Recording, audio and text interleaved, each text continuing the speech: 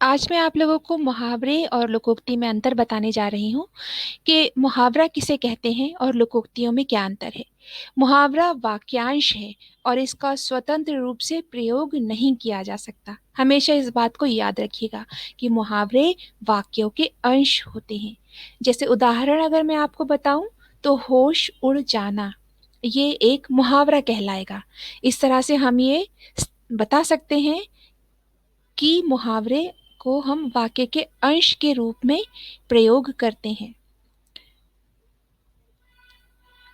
उसके बाद अगर हम बात करें लोकोक्तियों की, तो लोकोक्तियों में और मुहावरे में अंतर स्पष्ट करने के लिए हमें लोकोक्ति का एक उदाहरण देखना पड़ेगा।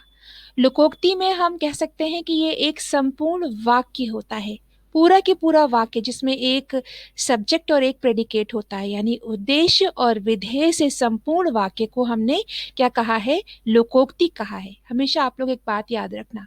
और इसका प्रयोग जो है वो स्वतंत्र रूप से किया जा सकता है।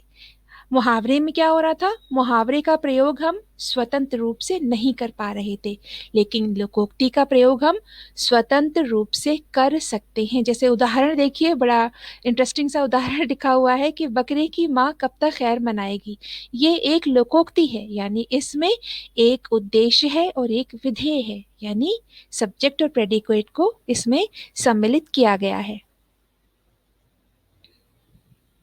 इसी तरह से हम कह सकते हैं कि मुहावरा वाक्य के अर्थ में चमत्कार पैदा करता है, यानी उसके ज़रिए हम बड़ी से बड़ी बात को मुहावरे में ढाल के कह सकते हैं। ये बहुत बड़ा अंतर है।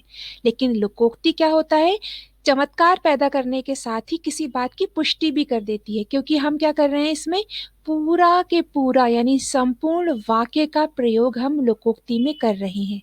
उसके बाद मुहावरे में किसी पूर्ण सत्य या विचार की अभिव्यक्ति हो, ये ज़रूरी नहीं होता है। जैसे कि अगर मैंने कहा हाथ फैलाना, तो हाथ फैलाने का मतलब क्या हो सकता है, हम अपने हिसाब से अलग अंतर निकाल सकते हैं। लेकिन लोकोक्ति में क्या होता है, ऐसा होता है, यानी किसी के सामने हाथ फैलाया या उसने मेरे सामने हाथ फैलाया, या उदाहरण अगर आपको दूं, तो मुहावरा और लोकोक्ति में ये बहुत बड़ा अंतर है कि मुहावरे में कोई पूर्ण सत्य हमारे सामने आ सकता है और लोकोक्ति में पूर्ण विचार हमारे सामने आ सकता है। मुहावरे में परिवर्तन करना संभव होता है बच्चों, लेकिन लोकोक्ति में परिवर्तन करना संभव नहीं होता। ये अंतर भी आप याद रखिएगा कि मुहावरे में आप परिवर्तन कर सकते हैं, परंतु लोकोक्ति में परिवर्तन नहीं कर सकते हैं। इसी तरह से मुहावरे भाषा का श्रृंगार करते हैं। क्या, क्योंकि वाक्य के अंश के रूप में हम उसका प्रयोग कर रहे हैं, तो वो क्या कर रहा है, भाषा का श्रृंगार कर रहा है।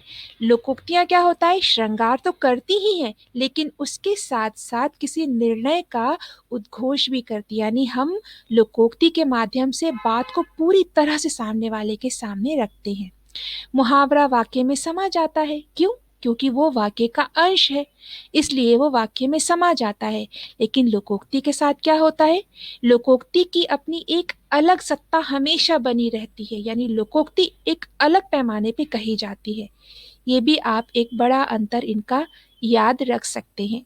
मुहावरे में लोकोक्ति नहीं समा सकती, मुहावरे में कभी भी लोकोक्ति नहीं आएगी, लेकिन लोकोक्ति में क्या होता है, लोकोक्ति में मुहावरा आ सकता है, यानी कि सम्मिलित हो सकता है।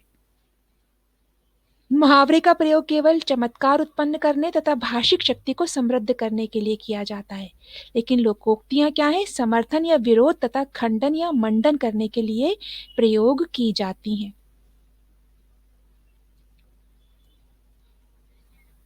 इस तरह से आप लोगों ने समझा कि मुहावरे और लोकोक्तियों में क्या अंतर हैं, और इसके आधार पे हम इन दोनों की उत्पत्ति और इन दोनों की परिभाषा भी हम आसानी से लिख सकते हैं और समझ सकते हैं।